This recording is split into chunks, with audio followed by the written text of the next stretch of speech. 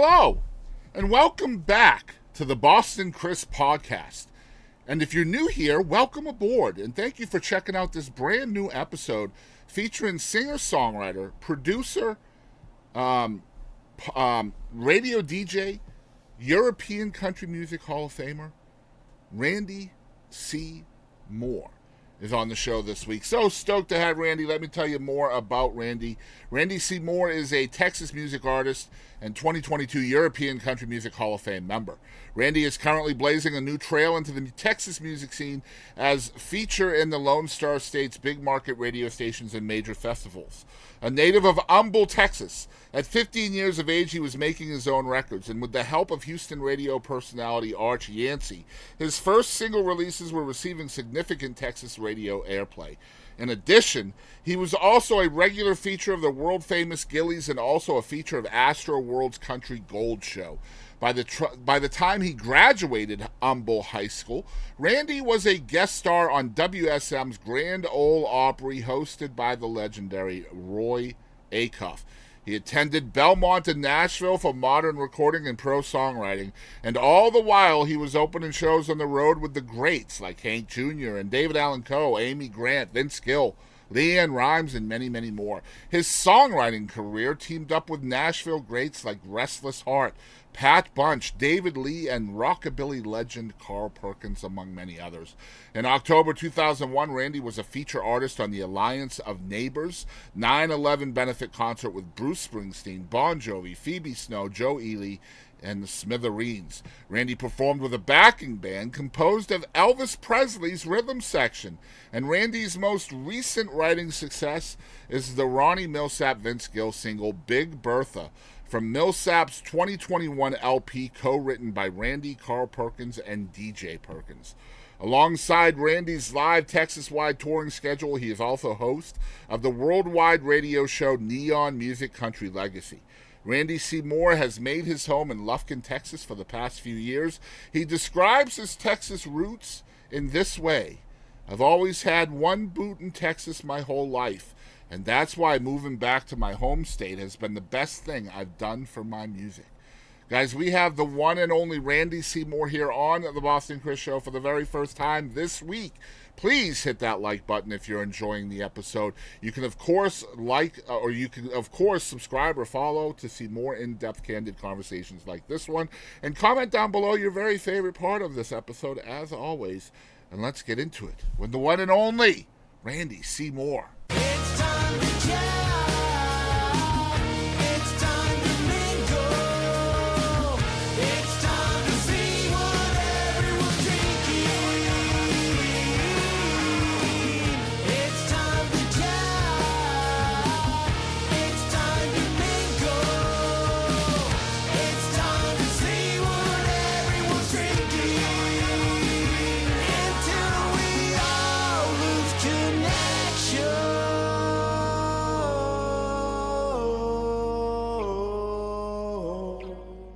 Hey y'all, this is Pauline Reese. Thanks for tuning in to the Boston Chris Show. Guys, it is Randy C. Moore week here on the Boston Chris podcast. So stoked to have Randy back on the programming, and luckily I noticed that the recording button wasn't working. It was, and then it wasn't, and so now I'm going to be looking to my right a lot during this episode just to make sure. But I want you guys to check out our episode of Tuesday that we did together last year, which is kind of a live podcast that we do to promote new records and new albums and new singles. And Randy had a new single at the time called Cats in the Cradle, which is a very well-known, iconic song. And I want you guys to really see and hear the story behind that song and why he decided to release it as a single, which the reason behind it is super cool. So we're going to put a link in the description to that episode down in the show notes. You all check that out. And again, Randy, thanks for doing this, dude. Good to be here. So Randy has a new single out. It's not out as we speak, but once this comes out, it will be out and consumable for y'all. The song is called Forget Me Not. I'd love for you to tell us the story behind the song, Randy, and also tell us why this one is single-worthy for you, because there's a difference, right? You write the song, it could be a single, it could not, and there's a decision-making process in that. So take us through all of that. Okay. First, the creation of the tune came out of a necessity where I was invited to host a gospel show at the Texas Country Music Hall of Fame, and I did that for a couple of years. And so I thought on the last one that I was going to do, I thought, I've got some songs they've heard. They've heard most of my gospel songs. I need to come up with another kind of a gospelish song. So I started working on this thing, and I soon realized that I was kind of veering off the course of anything that truly like says this is gospel music, this is country gospel music. And it just started getting more and more into, it sounded more like I was writing and recording something for a Clint Eastwood spaghetti Western. So I just kept going in that direction. And the story kind of fell out of my wife's experience growing up. She had experiences earlier and then later, and I just took her narrative and I just plugged it into the song, and it all just kind of worked for the message that I was wanting to send, which was basically everybody, no matter who they are, all the way from down at the bottom of the totem pole, the spiritual totem pole, all the way up to the top. I read more than one time where Billy Graham himself said, well, there were times when I actually doubted the existence of God. I'm like going, okay, that's a huge, huge thing for a guy like him to say, because that's like totally right on honesty. Everybody has those moments. Right. Everybody has more than those moments. Some people live in that moment.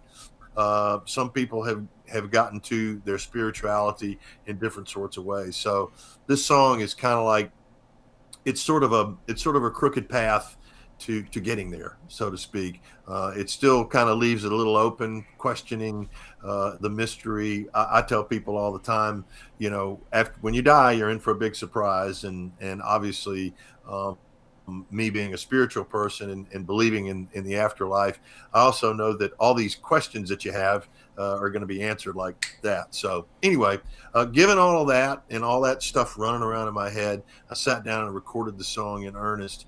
And I really didn't know what I was going to do with it, because I had some other songs that I'd written that I really liked, that I thought these are really good songs. These songs really have relevance, and they tell a story and everything. And of course, from being around me a little bit, that I like songs with stories, and I like that. Yeah. I'm not a big, huge fan of the huge attitude song, or the huge, well, I told you so, or that's why I like watching things like the Andy Griffith show. Andy Griffith show, over half of those shows always had some sort of a lesson in them, or something that would just stick with you. So I kind of like to do that with my songs. So after looking at the other tunes, I realized that this song was probably going to be more single ready and more radio ready than anything else, simply because it had a little bit more of a groove, a little bit more of a driving thing. And knowing disc jockeys the way I do, the last thing they want to do is have something on there that kind of like, doesn't sort of jump out of the speakers right away with something. So this one kind of like asserts itself from the beginning sonically. So I stuck with it. So it's going to be a single. It's dropping next week to all platforms and iTunes and all those different things. And I'm looking forward to it, because we finished a music video. My wife's she's a professional photographer, and she shoots my videos for me, and we go out Very cool. Go on locations, and we don't tell anybody where we're going, and we don't ask permission and all that kind of stuff. And so it's a stealth and shoot deal that is what we do, and usually we end up with we never hardly plan anything. I write conceptual things out to what I think that I want to see, or I think I want to sit down in the editing bay with, but I never know what I'm going to end up with. So it's always a surprise. Right. And so just to let people know out there, when Randy says next week, the song is actually out already for y'all that are hearing this. Exactly. I guess the first week of February is when the song comes out, so it'll already be ready for you guys to check out. It's called Forget Me Not. I know that calling radio stations everywhere, internet and terrestrial, will help Randy out. Get the song played everywhere. Get it on people's playlists, both professional playlists and personal playlists. I mean, the playlists are very important to the playability and replayability of a song. So y'all make sure you're contributing to that if you're a fan of the song. We're going to show the song here on the show as well. So y'all check that out, and we'll get right back into the interview right after the song. I'll check it out.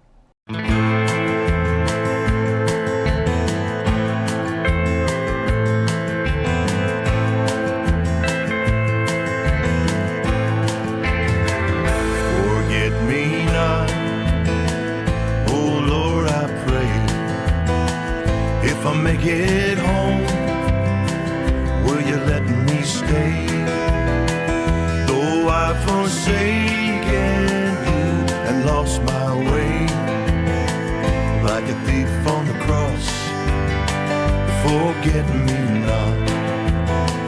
I was a child with a home in the sunlight, barefoot and walking in fields of gold, until one night, one callous evening, I started down that long dark road. Forget me not, oh Lord, I pray. If I make it home, will you let me stay? Though I've forsaken you and lost my way, like a thief on the cross, forget me not. Chilly autumn winds blow leaves from the garden, so goes my soul where it never stays. My body's weary, and when I lay it down, in dreams I hear my mother say, forget me not, oh Lord, I pray. If I make it home, will you let me stay?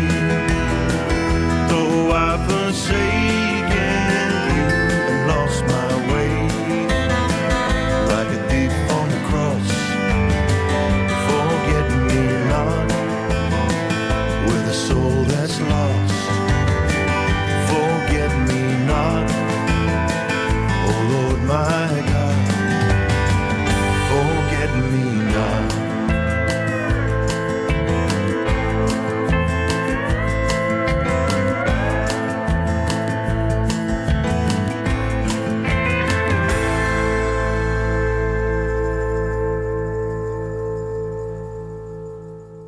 All right, so we're back with Randy C. Moore again, and man, the reason why I wanted to have Randy back on the show is because with Tuesday, it's kind of unscripted. There's no outline. There's not really a whole lot of chatting about the genesis of somebody, how people got started in the business. That's more for this show, and I was so stinking curious about you as a person, as a human, as an artist, that I had to have you on the show so I could just unpack you and pick your brain and see where you came from. You're just so interesting to me, and I'm excited about that today. You grew up in Humble, Texas, is that right? Yeah, that was my little hometown. It's north of Houston, and there wasn't a whole lot going on back when I was growing up. It was the radio and the rodeo. It was about it. Two very alliterative words. What were you more influenced by, the radio or the rodeo? I think I know the answer. Well, kind of both, because the town of Humble was it started out way back at the turn of the century. It was a boom town. They discovered oil there on a place called Moonshine Hill, and so they're still pulling oil out of the ground there. So that's why the mascot for the school of Humble, the high school, is the Wildcat. It's not simply a wildcat, the animal, but it's also named after the oil rig, which is a wildcat, where you go and you're looking for oil. It's called a wildcat rig. So started out there, didn't really have music on my radar. I was a guy who paints. I do artwork and things like that. So that was kind of where I was going. I was a real homebody too, so that's another reason why being in the music thing wasn't really on my radar, because I didn't really like traveling, to tell you the truth. I mean, heck, I got a car for my birthday and I didn't drive it for the whole weekend. And my parents thought there was something wrong with the car. So junk like that, I've What was the started reason for doing that, music Randy? What was the reason for you wanting to stay home as a youngster? because I loved it. I loved being around all my things. My parents were just, they were great. I was lucky enough to have two parents who were truly just, I mean, they're still my heroes to this day. I still do things that are from their influence, and they were a good influence. I felt like that both of them had things that they sort of contributed, and I'm hopefully I took as much of the good of that as I could and applied it to my life. So that's why I like staying at home. I wasn't really crazy about leaving or going places. We go on vacations, and I couldn't wait to get back home. Was it? Do you think it was a safety thing? You just felt safe there, or like just Yeah. didn't need anything else? So everything you wanted and needed was right there at your fingertips. Yeah, I mean, I just I didn't I don't know. I mean, nothing made me feel better than being around the house or being at home, um, or not being very far from home. Being able to get back home. I What mean, was kind of your family dynamic? Was there brothers and sisters? Was it just you? I got a big brother. He's 4 years older than me, so I looked up to him, still do. And my dad was he was an Air Force pilot, and then he got with a commercial airline. And mom was she started out in the fashion industry as a model, and then she became full-time mom. So I had mom, and when dad was not on a trip, we had a fishing boat, or we would go play golf, or we'd just go do dad and son stuff. And it was all just, I'll tell you right now, besides this time in my life, that was probably one of the most golden times of my life. Was like, I watch television shows. I used to watch the Wonder Years, and I'd go, boy, that really reminds me of growing up, because that kid hanging around the house and hanging around his friends, and he never seemed to venture very far either. So that was kind of me. Yeah. I was a homebody. So that's why music, like I said, was never really on my radar screen. I started doing music just kind of haphazardly in grade school with some guys. We were singing at the lunch table, and none of us were good at playing football. So girls started to like us because we could sing. So I kept doing it, and those guys, they went on and did something else. I formed a rock band, when I was in junior high. I played rock and roll music for a few years, and then I discovered country. It was always there, but I discovered it because when I started writing songs, I realized that those were the kinds of songs that were coming out of me. I wasn't writing Inagata Davida. I was writing more songs about, heck, I was writing songs about driving a truck. Nice. you know, You were ready for that shift, huh? Let me ask you yeah, this. I love how you're talking about how kind of maybe the beginning of the music was more to gain the attention of the opposite sex in a way. yeah. When does it shift from that, Randy? Because I imagine at some point in time you're doing it more for yourself rather than doing it for the intention of others. I'd love for you to talk about that shift and when that happened for you.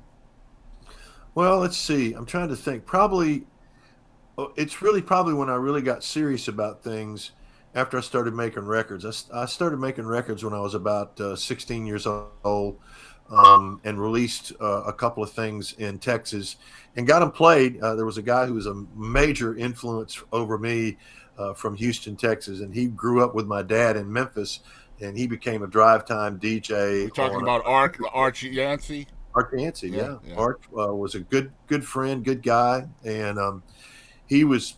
I mean, he was one of the first people that didn't say, "Well, I don't think you need to be doing this." He was always like, "Yeah, boy, I like what you're doing. Let's get together." I mean, he would have me come to Gilly's Club and sing on his live set that he would do every Thursday night.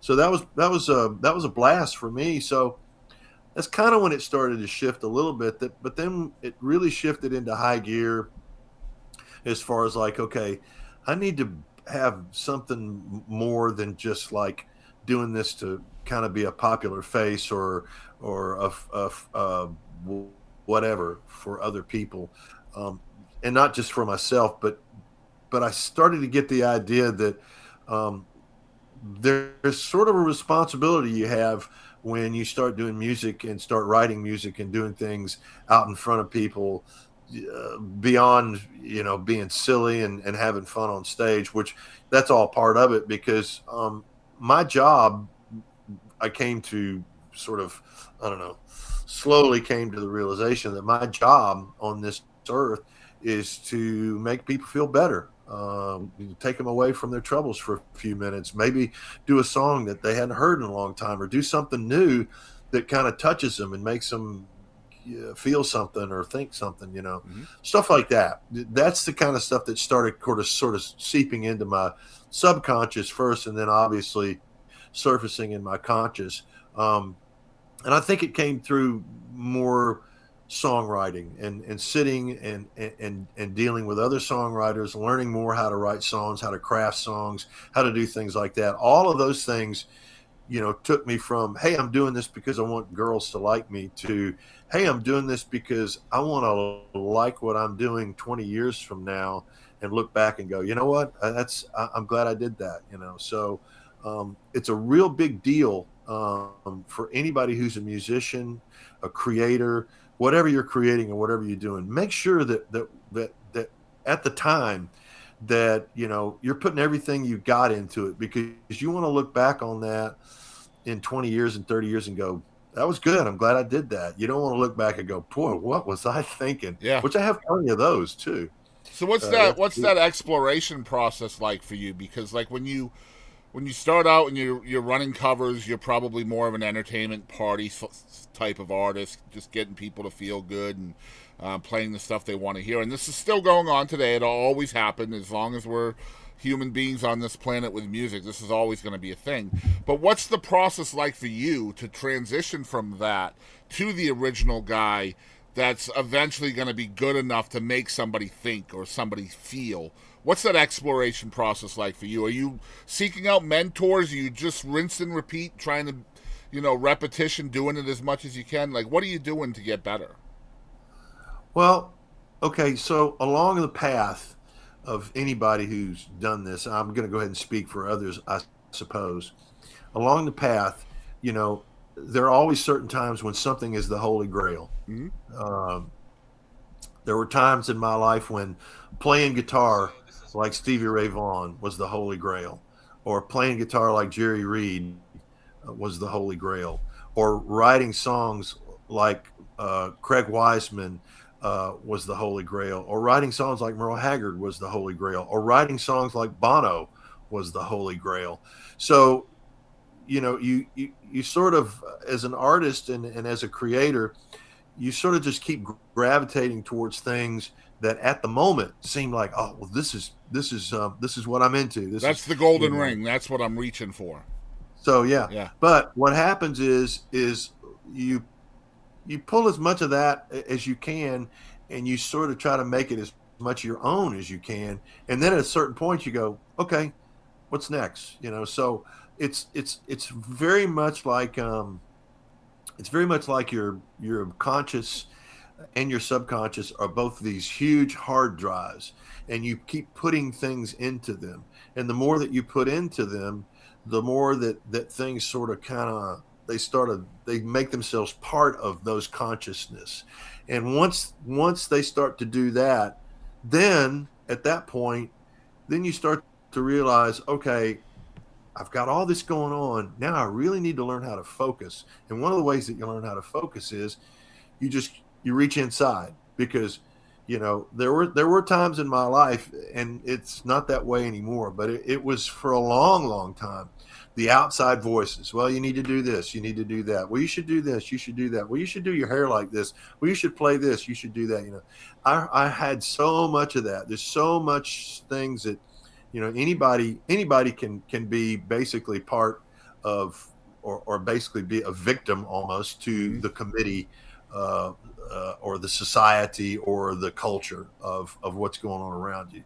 At some point in time, every artist who creates things, they get to a point where they go, blinders, boom, that's it. I'm shutting everything off. I'm going to listen to my insides, and whatever comes out, I'm going to make sure that when it comes out, it's just damn precious to me, and it's something that I go, this feels right. And part of that really has to do with finding, not just finding yourself, but being able to express yourself in the way that you found yourself.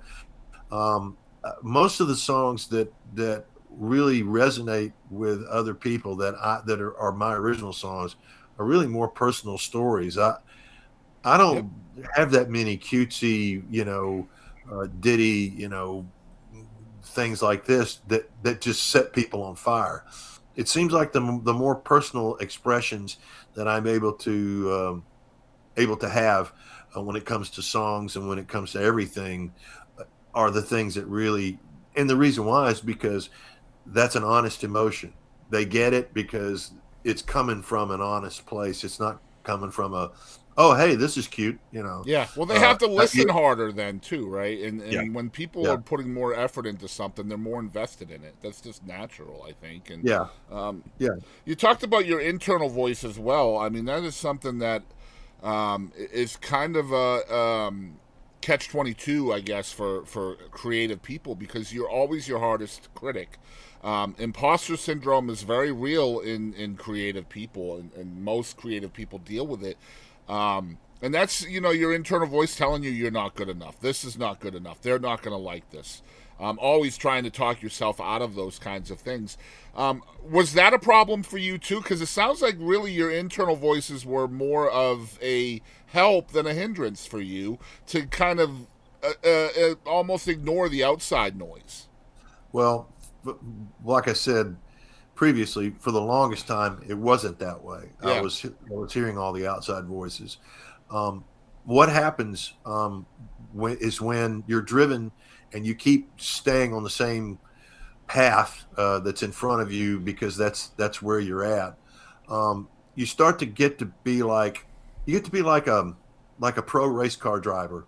A pro race car driver, there's so many things that they know that are just little bitty things that they, you know, after a while they become instinctive, Mhm. and all those things tell them which would be their inner voice, tells them when they're in the right groove, when everything's it. They don't have to. Nobody has to tell them. They don't even have to look at the dials on their dashboard to know that everything is going right, and so that's really what happens with me when a song actually completely emerges. I go, I've I've found where this needs to go. Now there's always little hammers and little dinks and little screwdrivers and little things that here and there. But for the most part, um, the basic thing that matters when you're creating these things is never, never, never lose your initial energy.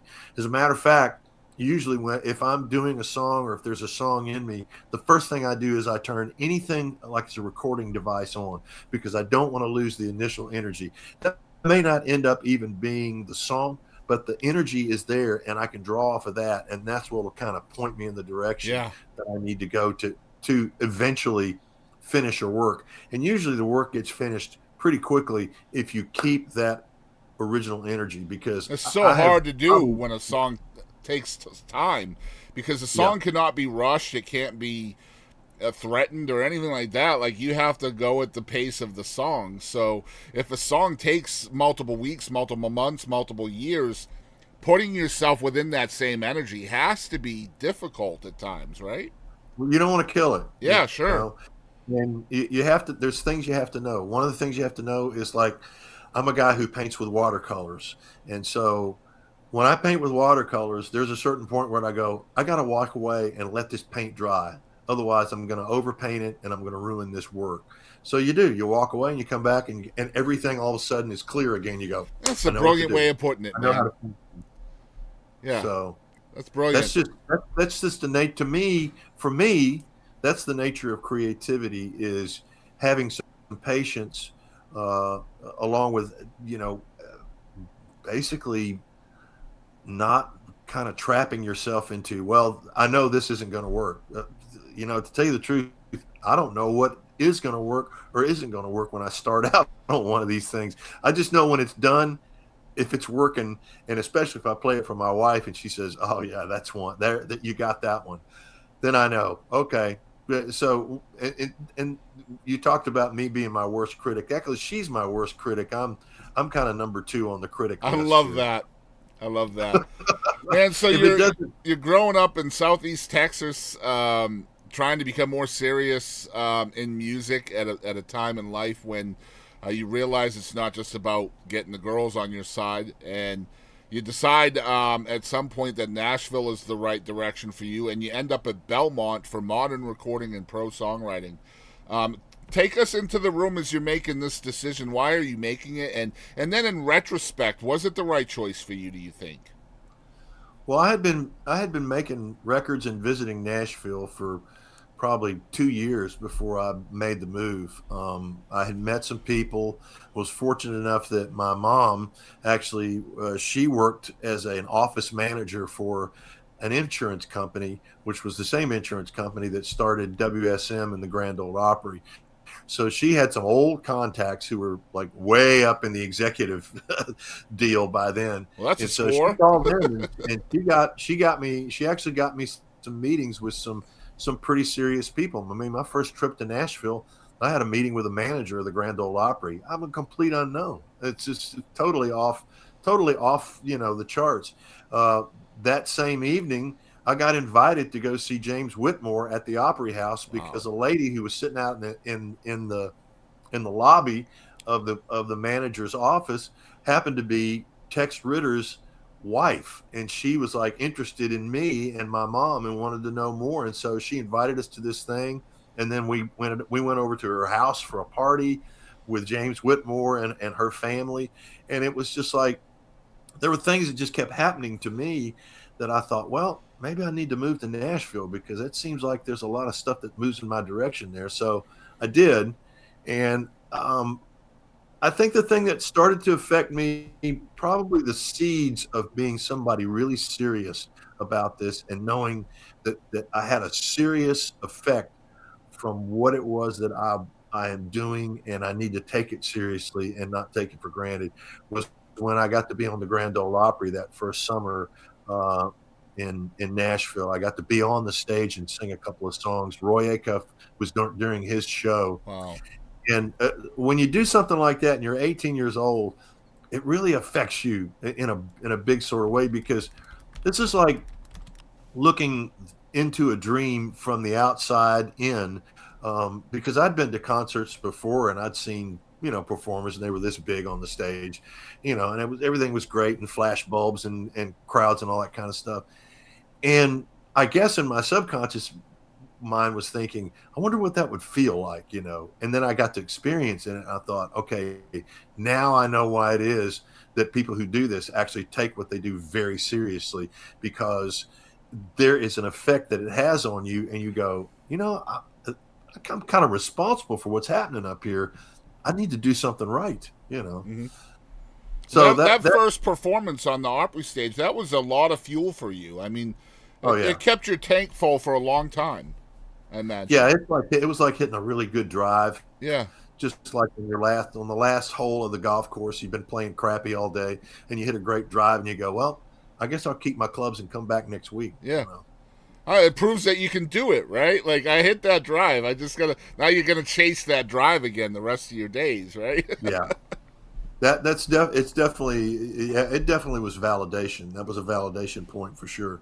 But once I started down that road, then I started connecting with other people in Nashville, people who were on my level, not all the high and mighty. It's funny because there is a separation between one side of the music industry and the other side, and you can't keep going to the other side of the music industry, which basically they're saying, well, you don't have anything that I can do anything with, and so you're not to that level yet. And it takes a while to actually understand that process. A good example of that is when Elvis Presley got signed to Sun Records, and he was doing really good, and then Sam Phillips was like, I can't take him any further. I'm going to have to sell his contract in order for him to become a bigger star and in order for me to stay in business. Mm-hmm. So, had he not had, Colonel Parker and RCA and all these different people interested in Elvis Presley's career probably would have might have just gone off the rails like everybody else who was on Sun Records who was doing good and had great success regionally, but nobody heard of him over in London. Right. Mm-hmm. It's so true. so it's the same sort of thing. You kind of have to, I was in a good musical environment, good creative environment, and I had a lot of people that I had a lot of things in common with. So I worked with people like that. I joined a group, formed a group called the Knott Brothers. We were like a vocal group, and this was right when the Gatlin Brothers and the Oak Ridge Boys were starting to get really popular. So we did stuff like that live, and it was really good. We still to this day get together because we actually sounded like we grew up singing together. That's how tight and how good the group was. So I learned a lot from that because both of those guys in that group were actually better musicians and songwriters than I was. So I picked up a lot of stuff from them, and then I picked up a lot of stuff from being around them because you got to realize we were actually good enough for people to call on us and take us in the studio and go, we want to cut 3 sides on you guys, see if we'll get a deal on you. And that happened multiple times. So I got to be around a lot of different people in the music industry, which I normally wouldn't have if I'd have stayed at home in Humble, Texas. So those things all sort of, just kept going and kept going. And that's when I started to get these sort of holy grail things, holy grail of the month or holy grail of the year kind of things. What do I need to concentrate on that I'm really gets me going? Is it the guitar? Is it the songwriting? Is it the singing? Is it the playing live? Is it to be in the studio? What is it? Well, it's all of it. At some point, it's one of those things at a time. But then at the end, when you've kind of gathered it all together, you go, okay, I think I've pulled enough experience together to be confident to be able to do what it is that I love to do and not have as much trepidation as I had when I was 23. What's the mentality to learn all of those different things, the different hats in the music business, rather than just really focusing on a one thing and maybe hiring out for the rest of it? Yeah. Well, I'm unfortunately I'm fiercely independent. I like to have control of as many things as I possibly can. And that was probably a bad thing, but maybe it's not such a bad thing because I tell people all the time, when they write songs, especially, I tell them, I say, look, even if I'm helping them write the song, if I didn't think I had enough to do with it, I say, this is your song. This ain't mine. And then they go, well, what about this? And I say, look, you need to keep every bit of this that you can, because if this is a good song and you play it for people, then this is a piece of property now. And at some point in time, if this piece of property looks valuable to someone who's the right person, they're going to want part of it. Well, if you sign part of it away, then you don't have much to give away. Mm-hmm. So you're going to need to retain as much of that as you can. And so that was one thing that I really tried to do with everything, with making records, with making videos, doing filming. Consequently, as I lived in Nashville, my brother moved there, and he's a film director. So I started working for him as well. And then I realized, there's a whole lot of stuff I don't know that I'd like to learn. So anytime the phone would ring and somebody wanted me to do something, whether it was playing a gig or going out and helping shoot a music video or setting up a stage live, being a guy who was hanging lighting or running the monitors or I was saying yes to just about any kind of thing that was connected with the entertainment business so I could learn something new.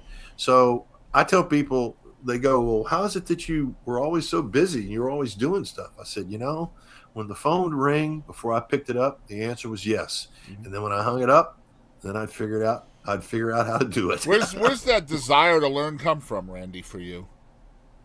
I think it's partly because probably partly out of boredom, and then the other part is I want to have the knowledge to know when something or that somebody else is doing on my behalf. I want to be able to know when they're not doing the right thing. I want to be able to know. I mean, I don't know anything about legal stuff, but I know enough to where I can read through something and I go, okay, there's something that's not right here. And then I know enough to call my friend who is a lawyer to read it through with me. So there's so many aspects that that go into basically owning your own career. Own your thing. Make sure it's yours. Because I tell people, listen, if you're an artist, here's the thing. Don't listen to everybody around you who is doing something, because if they're a publisher, a manager, an A&R executive, a promoter, any of these things, they can always get another artist, but you can only not get another you. You only have one you. So make sure that the decisions are yours. Even if they're bad decisions, make sure that you can look at that and you can go, that's what I wanted to do. It didn't work out like I wanted it to work out, but that's what I felt like was the right thing to do. It's really hard to do that because people who do this for a living or do this or want to do this for a living, they want so much to do the thing that's going to take them to the next level. A lot of times that's just not in the cards. Yeah. A lot of times the next level isn't what they imagined that they were going to do. I had a friend that I worked with, whose kid who had just graduated from college, a college there in Tennessee, and he took the music industry, courses and everything, and he wanted to be a recording engineer. And I told him, I said, Greg, I said, and this is in the 1990s, 2000s. I said, Greg, I said, these recording engineer jobs, I said, they're very few and far between. I said, I don't know if you realize how many people, I said, and I'm one of them, how many people actually make their own records at their own house now. They don't go to a recording studio, and there's not some, full-time engineer and assistant engineers just sitting around or, working all the time. And I said, that's getting to be rare. He said, well, what do you think I should do? I said, man, you're a smart guy. I said, what you need to do is, I said, you need to volunteer for anything that has to do with the entertainment industry that you can apply yourself to. Because I said, you have an amazing work ethic. And I said, if I know anything about the music industry, I can tell you that they want someone who has a good work ethic working for them, because most people get into the music industry because they don't want to work for a living. But if they can attach themselves to somebody like you, then you can do the work for them, make them look good, buddy. You can name your price at the end of the day. And by God, what he did was he volunteered, or he got a call, and the guy said, I want you to come over here and work on a stage, helping us build the stage. And he didn't actually get that by soliciting it. He actually went to a guy's house who was a tech guy who built these. He makes these video screens, the ones that have the little pixelated things, and fantastic, same things like jumbotrons in stadiums. Yep. That's what the guy was doing, and it was his business. But he hired Greg to come over and help him clean up his garden and his rock garden and all his crap at his house. And he just got to know him, and he said, man, he said, what do you do? And Greg told him, he said, well, I need to get you to do some stuff for me. Well, fast forward to, I don't know, 4 or 5, 6, 7 years ago, Greg ends up being the guy who is a major production assistant on the show Nashville. Awesome. He got into the television industry through basically picking up the phone and saying yes before he knew what he was going to even be doing. Yeah, sometimes you got to know when to pivot and how to pivot and just learn the things that you don't know.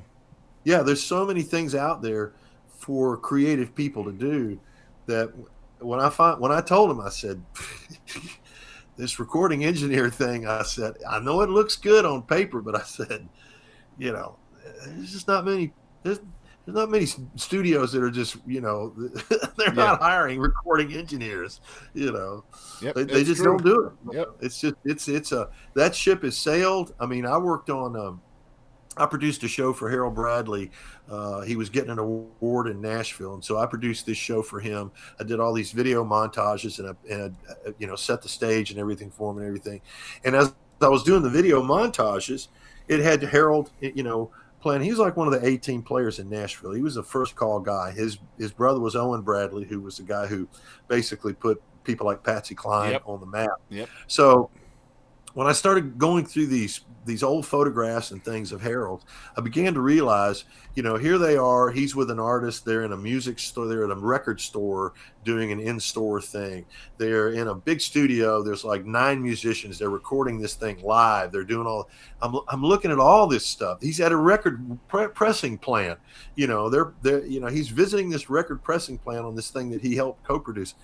I'm looking at him going, this music industry this is gone. This is history. This is not now anymore. So that was it was funny because it took me up until then to realize that the music industry and the entertainment industry, if nothing else, the number one thing that happens in it is it always changes.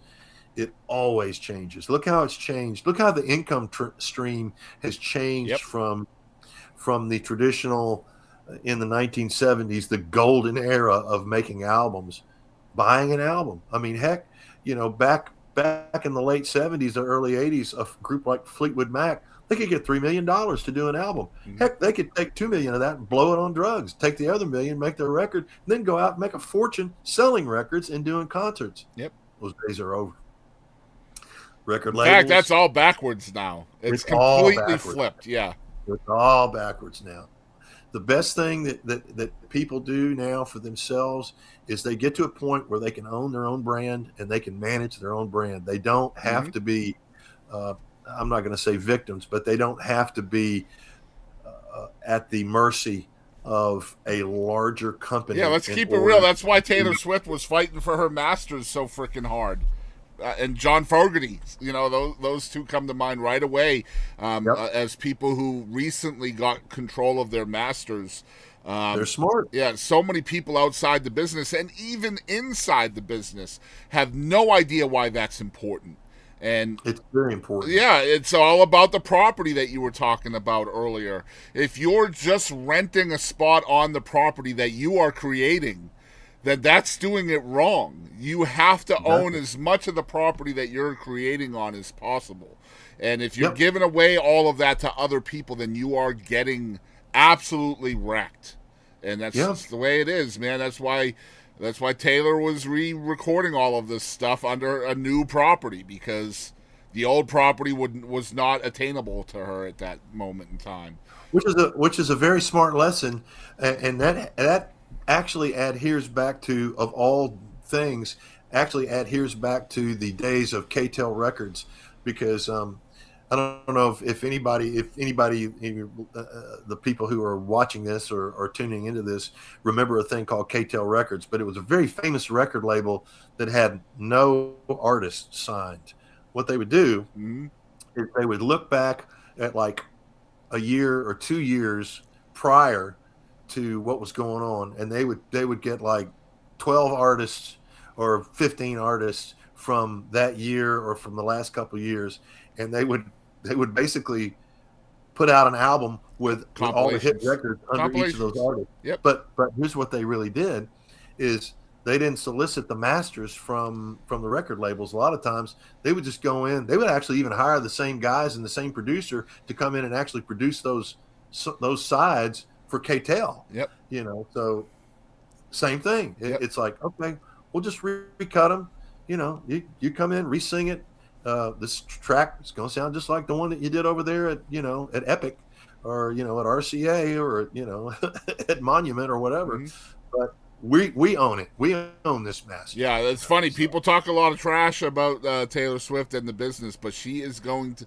That one thing is going to be the biggest thing she has contributed to the business, because there are so many musicians and artists and people now that are negotiating their contracts in a different way because of what Taylor Swift has gone through, and then ultimately won her masters back, paid for them back. Now she owns all of her own property. Because of everything that Taylor Swift went through, other artists are benefiting from that, and that'll be in perpetuity, you know? Yeah, well, it's about time, because Agreed. to tell you the truth, for the last 20 or even maybe longer than that, record labels had been losing so much market share to other entertainment things that they developed this whole. They developed a contract called the 360 contract, which most people they're familiar with it now, but when they first came out with it, it's like, what the heck is this? Well, the 360 contract is exactly what it states. Anything that's connected to your name, the record label is going to get a percentage, or going to make a lion's share of that. You know, if you were an artist and you went out and you made a commercial where you were riding on a skateboard, they got a piece of that. Yep. You know, if somebody named a salsa after you, they got a piece of that. You know, It's this all branding. likeness related, and I mean everything, and right down to your signature, right? Like the way your signature Yep. looks, and Yep. it's just crazy how the business side of music and entertainment in general is it just is, and how it's changing in somewhat of a good way for artists and musicians. I wanted to shift a little bit. Into kind of your co-writing. You've co-written with a whole lot of legendary folks, and I'm sure a whole lot of folks that people haven't heard of as well. I wanted to kind of find out from your perspective, how did you end up in the room with folks like Carl Perkins and David Lee and the Restless Hearts of the world? Well, you know, there were all sort of different situations. Carl Perkins came through a friend. I showed up to a writing appointment with a lady by the name of Dottie Moore, not related, but we sort of deem ourselves brother and sister from another mother. Dottie was writing songs with Carl, and Carl got interested in writing songs with Dottie, basically because Carl was very interested in the afterlife and with near-death experiences, which Dottie had. And so when Dottie got introduced to Carl, which she was introduced to him by a friend who was from Jackson, Tennessee, that knew Carl, and he started talking to her about that. He was like, "Oh," he says, "I got to write songs with you. You've been there, you know." So, and he was a very spiritual person himself, and so when I started writing songs with her, she just looked at me and said one day, she just said, "Would you be interested in maybe meeting and maybe writing songs with Carl Perkins?" I said, "Would I?" I said, "You got to be kidding me. Right? You know how to do that?" She goes, "Yes." She said, "I just finished a song with Carl called Mile Out of Memphis. He's putting it on his album and stuff." And I was like, when can this happen? So she kind of made that happen for me. So that was kind of cool. And Carl was an easy guy to be around. And he loved doing things very quickly. So whenever you were around writing songs or playing music with Carl, you better be on, because he was always on, man. I mean, he was always on. He was so much fun to be around. David Lee got signed to a publishing deal at a company that I had been at for, I don't know, probably 6 months in Nashville. He came in, and immediately I mean, I heard one of the first songs he did, and immediately I thought, this guy is such a great songwriter. I'm going to have to write songs with him, which I was able to, because when you're at the same publishing company, it affords you a lot of time to be together. So I picked up a lot of stuff from him, and I think he picked up a few things from me, actually. I don't know. Neither one of us are going to admit it, but it was a mutual respect and a mutual love of writing great songs that kind of got us together. A guy named Jesse Hunter, I knew him for a long time. We wrote songs together. The guys in Restless Heart, I was friend. It's funny because I wrote songs with the guitar player, Greg Jennings, simply because I knew Greg. The first year I moved to Nashville, I was in a show out at Opryland Theme Park, and I was one of the performers, and he was actually the guitar player in the orchestra. So, and I thought, man, this guy's a great guitar player. So, I kind of got to know him a little bit. Very shy person, but we sat down and wrote a few songs together too. Um, so it's just basically just kind of relationships that brought me into these songwriting things. It was hardly ever a cold call type of a thing. I mean, I wrote this song, A Mother's Prayer, with a guy named Heath Wright, who was the publishing company I was writing for at the time was also managed by the people who were managing Ricochet, and they were managing John Michael Montgomery and Montgomery Gentry and about a half a dozen other artists. So when Ricochet had hit, um, Heath was hanging around the publishing company one day, and so I said, we should get together and write songs. He goes, okay, great. So one day it just kind of happened like that, and it was a good day for us. Um, so co-writing and things like that. You as a songwriter who just wrote songs by himself, co-writing became an excuse to meet new people and sort of network and kind of steal ideas from them and let them steal ideas from me, kind of a thing. And it always worked out because the common goal was always, let's see if we can't end up with a great song at the end of the day. um, so yeah, it's something that I definitely tell people, do it. No matter how good that you feel like that you are writing songs on your own, find other songwriters and find ones that are better than you if you can get them. Yeah. Because it's like playing golf with a group of golfers. If they're better than you, your game is gonna get better. You're gonna go up. You're gonna play better because you're gonna immediately be influenced by who's around you. Yeah. If As long as you're a bunch of willing guys- to let that happen, that's for sure. well, that's what you do. You just Yep. be open to it. Yeah. I want to touch on as many different facets of you as we can in the time we have, and one of those is obviously radio. You've worked in radio quite a lot. How has your role in working in radio, being a disc jockey, things like that, how has that helped you as an artist, and vice versa? Being an artist helped you in radio?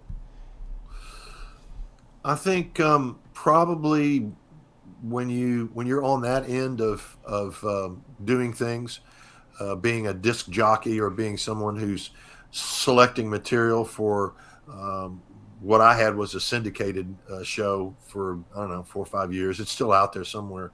It's called Neon Music Country Legacy. You start to listen to other material, and I'm one of these guys who has a hard time doing this, but anybody who ever brought a song to me, whether I thought it was great or whether I thought it wasn't great or whatever, if I couldn't do anything with it or I didn't want to do anything with it, I never did to them what people had done to me before, which was just basically close the door and not really giving me anything to kind of like go on, because I tell people all the time, it's not my job to walk on other people's dreams, because I know what that feels like to Yep. have your dreams walked on. So in doing the disc jockey thing, you kind of have to be, I don't know, you scrutinize things, you try to see them for what they are, and you never know how many diamonds in the rough that you're going to find out there. So I always kept my mind kind of open to that kind of thing. The best thing about doing what I had gotten to do was I got to interview and talk to and be around some really, really great songwriters and artists. So I would read their stories, which would influence me. I would see how they worked, and how they talked about their own songs. And I began to realize that it was a good thing for me to do that, because it made me not feel quite so different from people that I admired. Yeah, I imagine so. It kind of brought the pedestal down just a little bit to where I had a good sight line. Now I'm like going, okay. Yeah, it's a good way to see that people are human, right? Like, It is. These It people is. that And we you did put a on a video- pedestal and really look up to, and Yeah. they put their shoes on one at a time. They put their pants on one leg at a time. They laugh at jokes. They roll their eyes at bad jokes. They act exactly the same as you. And really, if you treat them like they're different, then that's when they're not going to really resonate with you, right? Well, for most part, the ones that, and the bigger they are, the most part, they're usually the ones that are most human, and the ones that are most approachable, actually, and the ones that will impart something to you in a nice way. I learned a lesson from a lady by the name of Barbara Mandrell. This is a little sort of an interesting story, I guess. I don't know. I was running sound for a video shoot, and it was an infomercial. She wasn't on a label, so they were doing an infomercial. This was back in the days when the 20 or 30 minute infomercial was helping to sell artists records or artist products and everything. So we'd gotten together at this recording studio. My brother was filming it, he was lighting it and everything, and I was helping him with that. But my main thing was to record the sound, which was basically being interviewed or talking to other people and talking about her records and her career and everything. And everybody, when I showed up, I was a guy who had been playing in a psychedelic rock band. So my hair was purple and it was really long, and I had a leather jacket on and a funky looking t-shirt. I looked completely out of place because all these other guys were all dressed in suits. You know, they all looked like they had just come from church. And Barbara, you know, she was stunning. You know, she looked great. She always looked great. Every time you ever saw that woman, she looked great. I don't think she ever walked out of her house without looking like $1,000,000. So she's sitting there, and during this whole thing, all these guys are like, they're sort of treating me like I'm like radioactive or like I've got some disease or something. So I'm miking her up. I'm miking this woman up. I'm putting the mic up, and she's pulling it through her blouse, and I'm putting it, you know, where it needs to be, a little lavalier mic.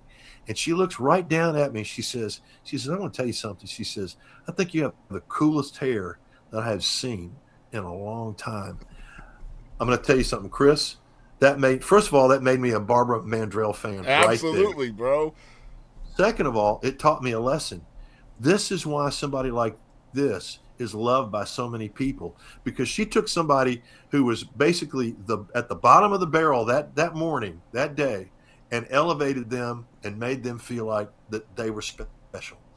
Somebody who is like that, reaching out and making somebody who feels like a nobody and making them feel special, that is a gift. Yeah. That is what great artists do. They make people feel like they're important, like they're needed, like they're loved. You know, that's the key. That was what she did. And she was as sincere as she could have been. I don't know if she was or not, but I'm telling you, I was totally convinced and sold that my hair looked great. So there are two stories I like to tell, and that kind of changed how I treat people that are quote unquote famous. And honestly, I mean, the reason why I'd never treat anybody different is because I've been hanging out with like really famous people since I was little. Like, you know, I hung out with Loretta Lynn when I was a kid, you know, at her table, and just things like that. These people meant nothing to me. I was so little, so I treated everybody the same. But I had a really, I got the treat to interview somebody really famous on his bus once, and I'm not going to name names because there's a cuss word in this. And he said to me at the end of the interview, he said, "You know why I really like you, Chris?" I said, "Why is that, man?" He said, "Because you don't give a flying beep who I am, do you?" I said, "No, man, you're the same person, the same as anybody else to me, man. You have a story to tell, and I want to hear what that is." And then I have no problem naming the other person that really kind of changed my trajectory with how I kind of treat people, and that's Vince Gill. He's just such a cool, calm, down-to-earth dude, so very personable. And, man, something... Vince Gill is so grounded. He couldn't scrub the dirt off of his feet if he tried. Yeah. Man, I got the chance to meet him and interview him. It was a very short time. It was less than 20 minutes. I wish I had more, and I'm still trying to get more today. This is like 8 years later, but something I said made him laugh. Like, just made him laugh, and I mean uncontrollably laugh, like to the point where he couldn't stop. And I was just like, man, what is this life, man? Like, Vince Gill, I just said something that made him laugh to the point where, like, he needs to take a drink of water. That's pretty cool stuff, right? Yep. So it was those two things that really kind of let me know these people are real. They're the same as everybody else. They just happen to be really good at something that people notice. You know what I mean? Yeah. And that's Yep. what sets them apart. I wanted to chat one more thing with you before we get into some really fun segments with you, and that is Highway 59 Studios. I think it's so important to have your own space to create, not just in a writing sense, but in a recording sense as well. Tell us how important that is, having that at your fingertips in your toolbox. Well, it's another one of those things where I'm not at the mercy of anything else. I have control over complete control over the creativity. Um, so whenever something really hits me, I can pretty much do a ground up on anything that I feel like, and I have the resources, and I also have the connections to be able to go, all right, this is a good track. I think Greg Morrow needs to play drums on it, so I'll send it to him, and he's got his own self-contained studio at his home. I mean, he plays sessions all the time, but he's got his own thing at his house, and he'll lay the thing down, and I've watched him work, and it's just like, you don't even practice this. I'll just put the chart in front of you and you go. It's great, So I'm to overuse a word, I'm blessed beyond measure when it comes to being able to do that kind of thing. So that's why I suggest to anyone who does this, learn as many different things about this as you can. I'm still learning how to make records sound better and make a great sound and make something make a difference with a song and all that kind of stuff. I'm never going to stop learning that stuff. The day that I stop learning, that's when I'm just going to like go ahead and get a boat slip from my boat and just go to my boat every day and go fishing. So Yeah. And man, I wanted to ask you a question earlier, and I'm so glad that I remembered it, because it wouldn't have resonated as good earlier. But you mentioned your parents kind of giving you some attributes that you still lean on today. How has those kind of things kept you in the business of being passionate for music decades and decades later? Those attributes your parents passed down to you. well, let's just put it this way. Since I started doing this, I never really wanted to do anything that wouldn't make my folks proud of me. So I usually measure things still against that. I still want to make sure that I do things that I know would make my folks proud of me. And that's kind of it. I think that's kind of the basis of where they sort of sit in the organization of how all this works. I love that. All right, man. I got a second song I want you to tell the story behind. My wife and I were listening to this last night, and it's such a cool song in a comical sense. And I think you probably know where I'm going. We're talking about Big Bertha here, which ended up being a Ronnie Millsap, Vince Gill track. Speaking of Vince Gill, and this was a co-write with Carl Perkins as well. Number one, I love the song because you have to figure out what it's about, and if you don't see the music video, you may not know until later in the song. This is a golfing song, isn't it?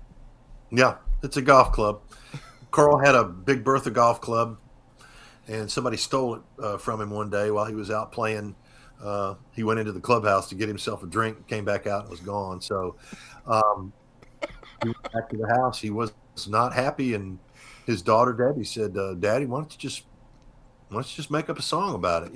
Maybe whoever got it maybe the fellow that got it will hear that and bring your golf club back to you." So he did. He started on it, but he didn't finish it right away, and so I helped him finish it because he and I had been writing at that point, and so he never got to record it because he passed away the next year, actually the end of that year. Um, and I remember when I did a demo of it, and I had a friend of mine, Jerry Kimbrough, who's a real good guitar player in Nashville. He came over and played on it, and so I played it for Carl's son, Stan.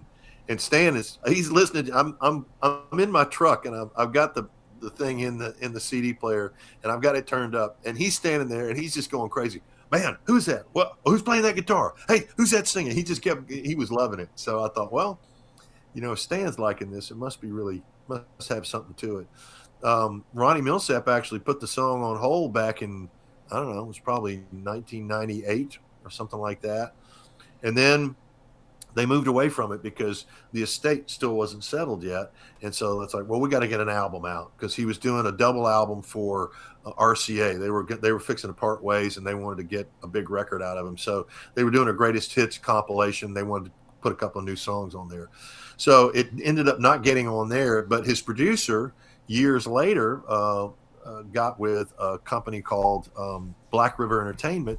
And so he remembered the song, and he remembered that they had demoed it. And so they called me up. They said, we need the information. We're gonna put this thing out. And I was like, okay, great. And so they had the wherewithal to get Vince Gill to sing on it too, and which I thought was a brilliant move, because Vince is everybody knows Vince is a big golfer. So that's kind of how the whole thing sort of played out with me and Carl Perkins and Big Bertha. So I was delighted with it. Of course, I got my own version that I recorded down at Sun Records in 2003. That's what I put out last year, and what you've got that you can play here.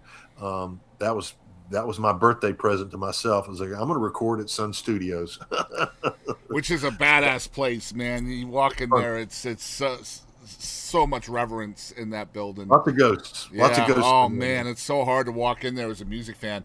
Probably if you're not a music fan, it probably doesn't feel any different than any normal building. But man, I don't know. It still has that magic in it. You can take the little tour and walk around in that thing, and they tell you, well, this is this spot here and this spot. They know exactly where things, happened and where they were. Yeah. And I'm so glad that they didn't tear the building down, because, after Sam got out, they turned it was a garage for a while. Some guy was fixing cars there.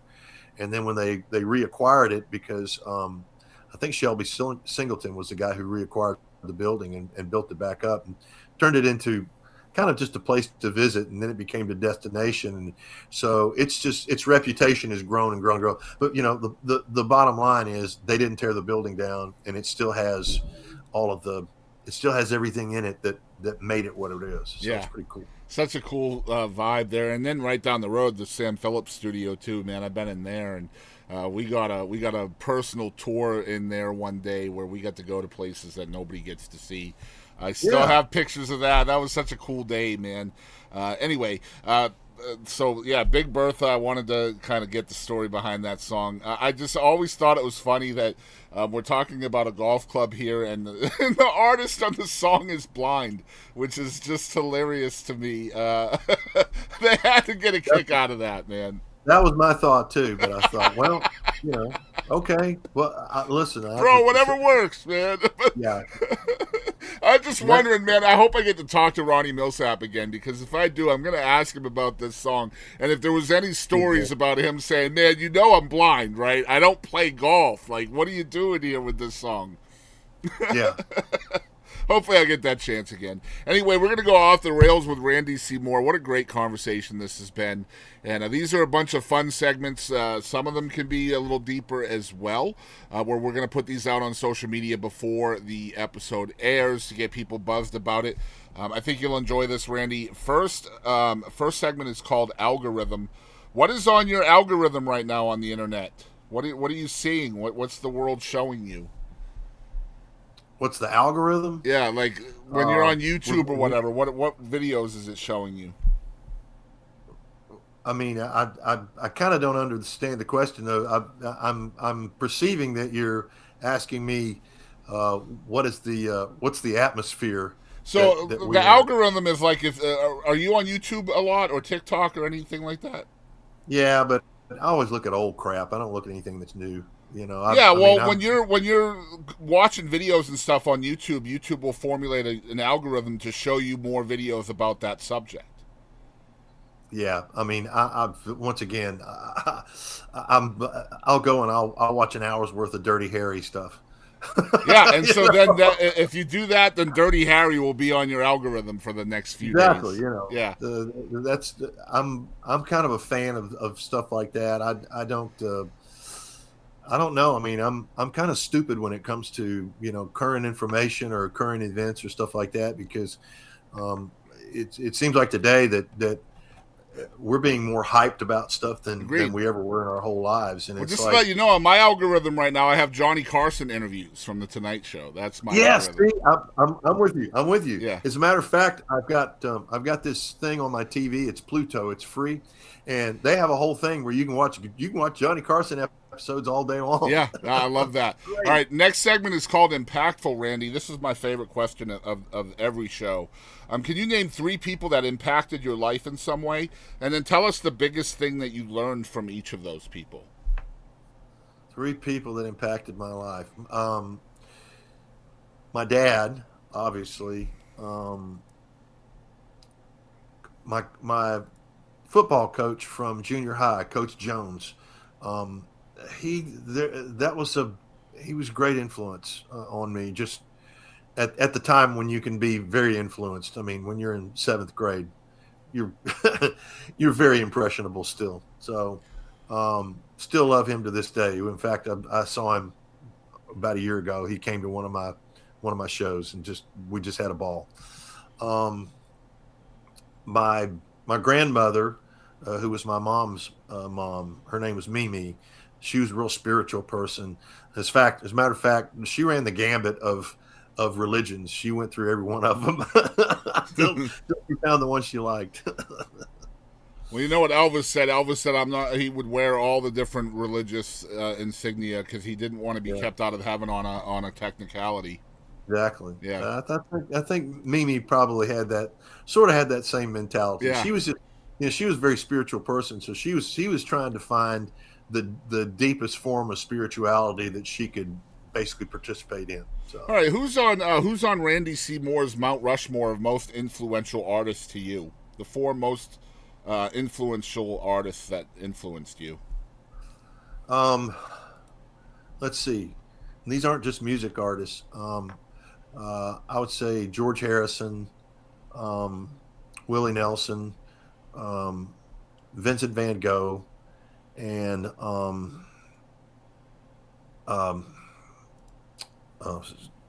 D.H. Lawrence. Love it. Love it. Great answer.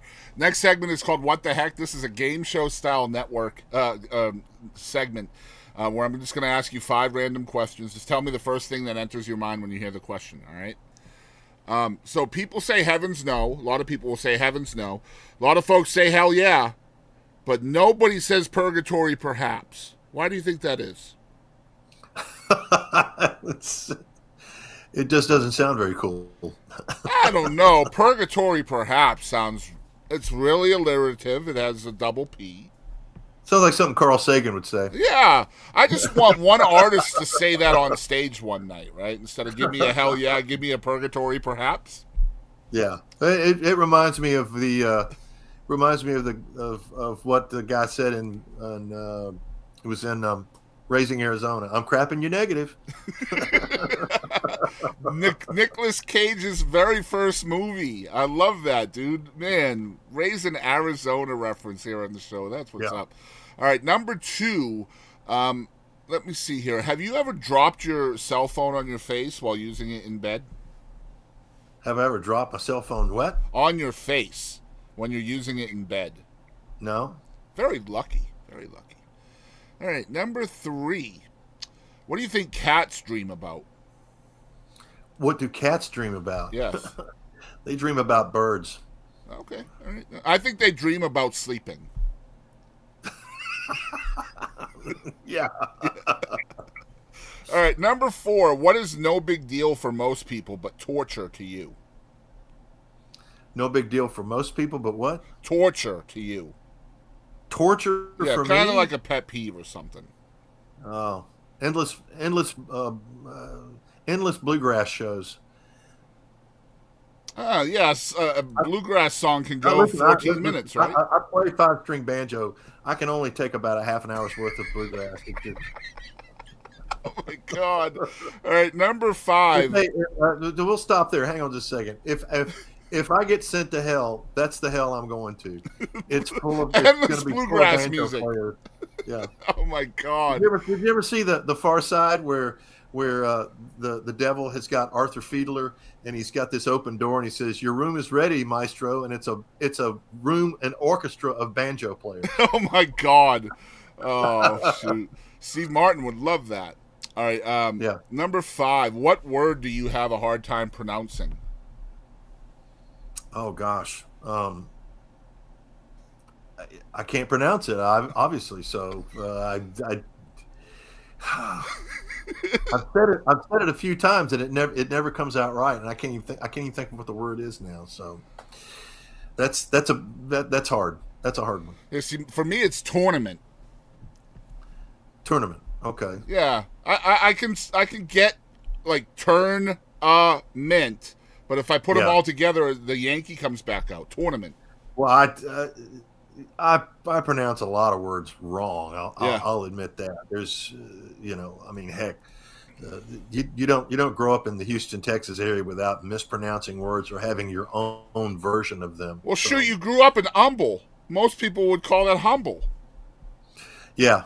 Well, the H is silent. Yeah. And don't ask me why, but if you say humble, then they go, well, no, you're not from there. Yeah, So, you're not from Texas. Yeah, I had to look this up last night and make sure.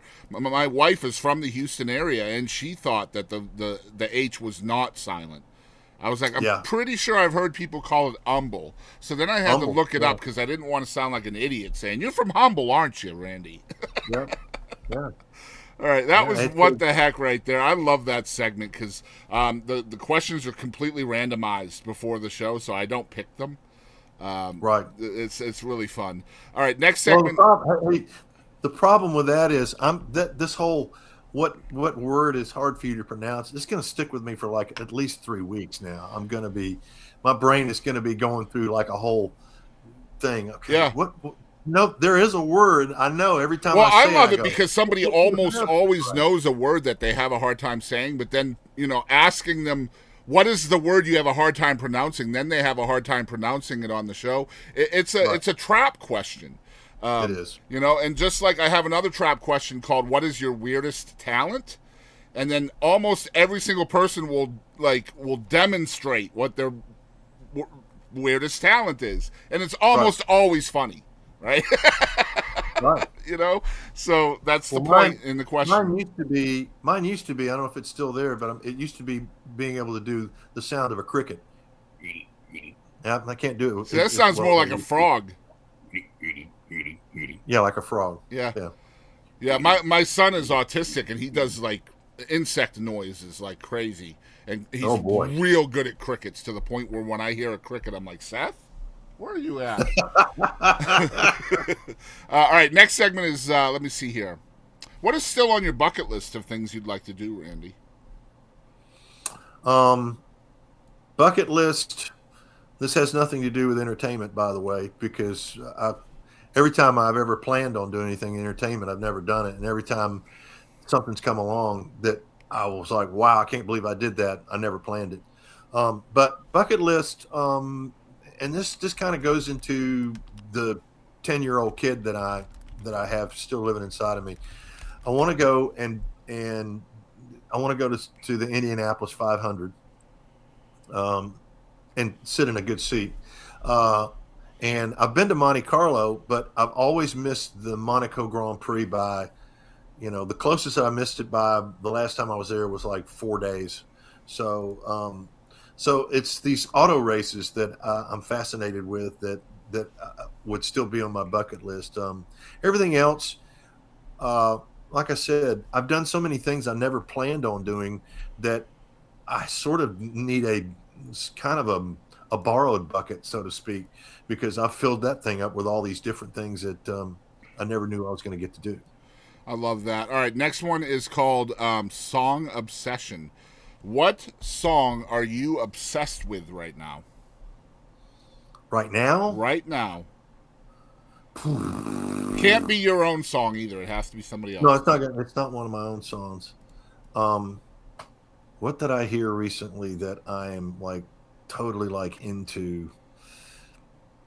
I can't think of it. I really can't. You know, my favorite song of all time, which I will always be obsessed with because I think it's the perfect song. It has the perfect message. Is "What a Wonderful World" by Louis Armstrong. I love that. Good stuff. All right. The definition of gratitude, Randy, is the quality of being thankful or the readiness to show appreciation for and to return kindness. So, what are the three things you are most grateful for? I am most grateful for my life right now and everything that it encompasses, from who I'm married to my dog, and the cat, and the home, and the place we live in. I tell people uh, who are either from here or are visiting here, I say, well, look, you're going to find out pretty soon that East Texas is kind of like heaven's backlot. Nobody really knows about it, but it's there, you know. So I am most grateful for those things, which can kind of just be gathered into whatever number it would add up to. So I'm grateful for right now, actually. And two more? Two more. I guess I would have to say, not guess. I'd have to say I'm grateful for the way I was raised. My folks who raised me.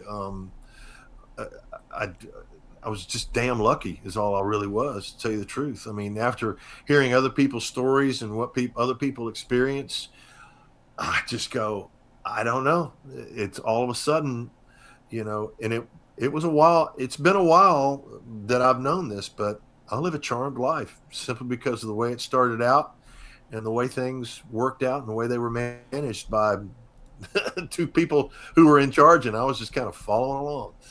So I would say my folks, and then I'd probably say, lastly but not least, um, what I do for a living, because I get to go out and play music every time that I do it for people I like and people who like me, and I work for people that I like and the people like me working for them. So I have um, the best situation musically and creatively than I've ever had in my life. So and I'm I'm bathing in it, man. Love that, man. Love that stuff.